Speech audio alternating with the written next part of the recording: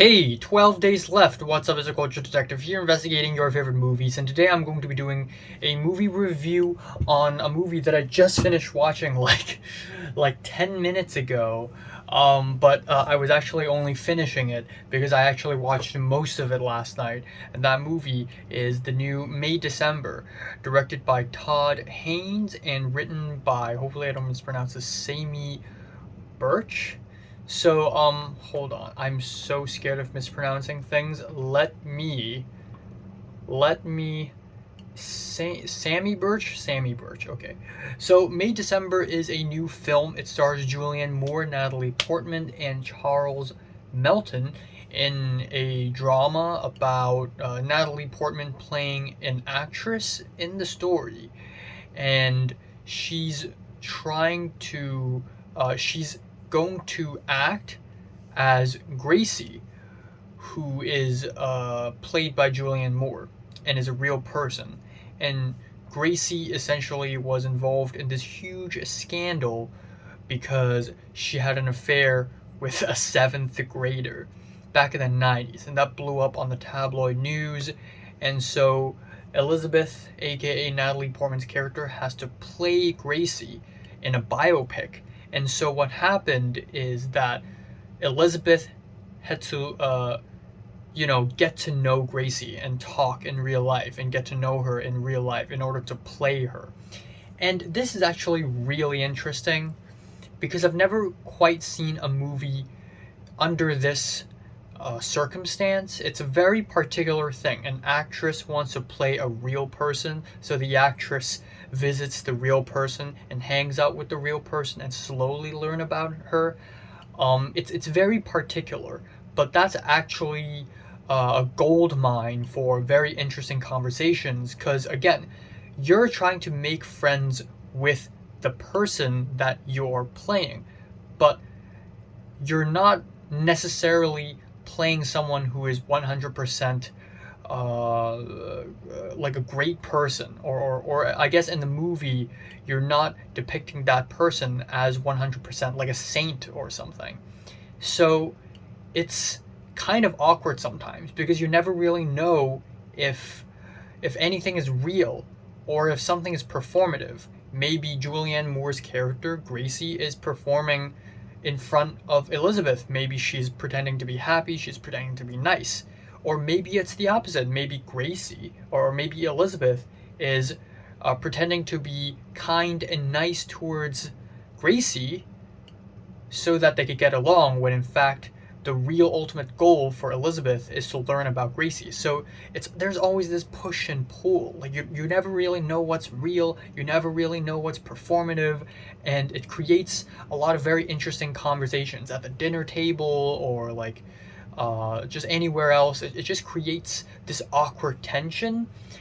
The script writing is certainly fantastic. I think this is easily one of the best script writing movies I've seen all year, like one of the best movies in terms of script writing. I think the dialogue is very, very real. We're entering Noah Baumbach's level of realistic dialogue. So every word the characters utter in this movie felt really real. So that's really great. And the performances are amazing. Of course, we have Natalie Portman and Julianne Moore acting each other off, and they all give their own spin to their own characters, and they all have things to hide. Again, there's this push and pull energy in this movie that I think Natalie Portman and Julianne Moore really mastered. But one stellar performance in this movie is actually Charles Melton, who plays Elizabeth's husband, the seventh grader. And I mean, he was in seventh grade when they started, but in the story he's 36 years old. But he's still a seventh grader in his own mind. It's like he never grew up. It's like he's a man child. He smokes weed for the first time and he acted all, he's crying and he's high. And near the end of the movie, there's a sex scene and he's sort of very awkward about it, and he's very much a stranger to it. And it's such a convincing performance, especially that scene. That scene, I think, really locks in his performance as being one of the best supporting actor performances of the year. It's truly amazing. Also, I think it's a painful idea that a 36-year-old man, would be trapped in a child's mind, I guess, in a sense. It's like his growth and development was stunted because right off the bat in high school, or in middle school, he's already dating Elizabeth, so he never really got to have a normal teenagehood and a normal adult life. So it's really sad, and it's funny because I've never really smoked weed. I've never done any of those things. So seeing that really hurts as well. Now, this movie is also marketed as sort of a comedy, but honestly, I don't find this movie that funny. There are a couple of funny moments that's funny because it's awkward, but overall, it's not that funny. And that's okay. Like, this movie is dramatic, in my opinion. This movie is very much a dramatic reveal about very human characters that are kind of complex.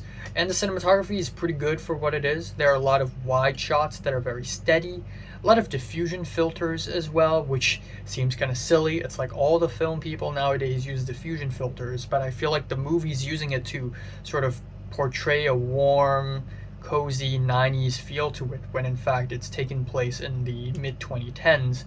And overall, the movie is about uncomfortable truths, confronting the past, also imitating something that is complicated. So you're trying to be complicated as well, trying to understand a complicated person, and while not offending that complicated person because you're literally hanging out with her.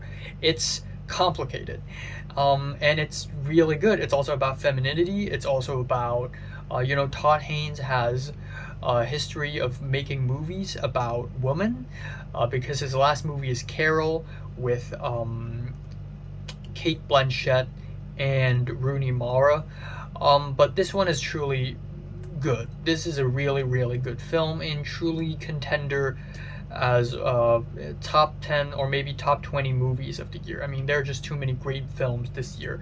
But yeah, I really like this one. I'm feeling a strong 8 out of 10. So, have you watched May December? Comments below, let me know, subscribe if you want more, and thanks for watching.